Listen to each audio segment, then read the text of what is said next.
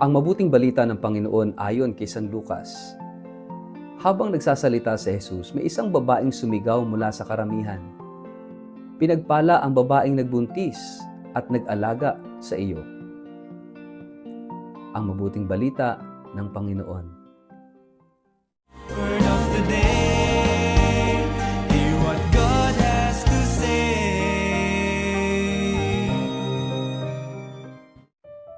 Pagpalang araw po sa inyong lahat. Kamusta po kayo? Ang ating word of the day ay hear. Sa Ebanghelyo ngayon, habang nagtuturo si Jesus sa mga tao, may isang babaeng sumigaw mula sa karamihan. Mapalad ang babaeng nagdala at nagpasuso sa iyo. Sa ating kaisipan bilang mga Pilipino, natural sa atin ang humanga at magpuri sa isang ina kapag nakikita nating mabuti ang kanyang anak. Parang ganito yung nangyari. Hinangaan ng babae si Maria, ang ina ni Jesus. Ngunit ang tugon ni Jesus ay tila nagbabago ng direksyon ng pag-uusap. Higit na mapapalad ang mga nakikinig sa salita ng Diyos at tumutupad nito. Sa isang sagot, binuksan ni Jesus ang isang paanyaya sa mas malalim na pag-unawa. Ang pagiging mapalad ay hindi lamang sa relasyon ng dugo, kundi sa ugnayan ng puso. Kaya ang ating word of the day, hear. Ang salitang pagdinig ay tila simpleng kilos lamang ng tainga. Ngunit sa Biblia, ang pagdinig ay laging may kasamang aksyon. Sa lumang tipan, ang salitang Hebreo na Shema ay nangangahulugang makinig at sumunod ng sabay. Walang hiwalay na pakikinig at pagsunod. Ang nakikinig ay tumutupad at ang tumutupad ay nakikinig. Kaya nang sabihin ni Jesus na higit na mapapalad ang mga nakikinig sa salita ng Diyos at tumutupad nito, hindi niya binabaliwala si Maria. Sa halip, ipinapakita niya kung bakit tunay na mapalad si Maria, sapagkat siya ang babaeng nakinig sa salita ng Diyos at tumupad mula sa kanyang fiat sa Nazareth hanggang sa paanan ng krus.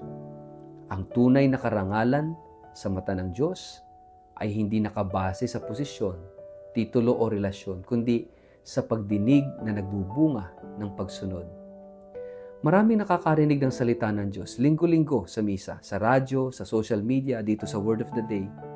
Ngunit ilan ang tunay na nakikinig? Ang pakikinig na hindi natatapos sa pandinig, kundi umaabot sa puso. Ang pakikinig na hindi lamang narinig ko, kundi gagawin ko.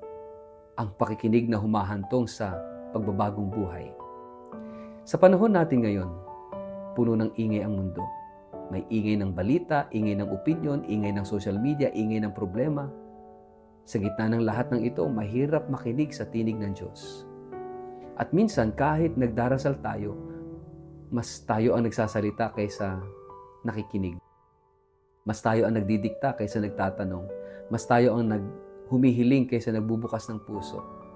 Kahit ang ating panalangin at buhay espiritual ay nagiging monologue, hindi dialogue. Ngunit ang paanyaya ni Jesus sa Ebanghelyo ay malinaw. Pakinggan mo ako. Pakinggan sa katahimikan. Pakinggan sa pagbabasa ng banal na kasulatan. Pakinggan sa tinig ng dukha. Pakinggan sa mga pangyayari ng buhay. At huwag lang makinig, tuparin mo, sapagkat doon lamang nagiging mapalad ang isang tao.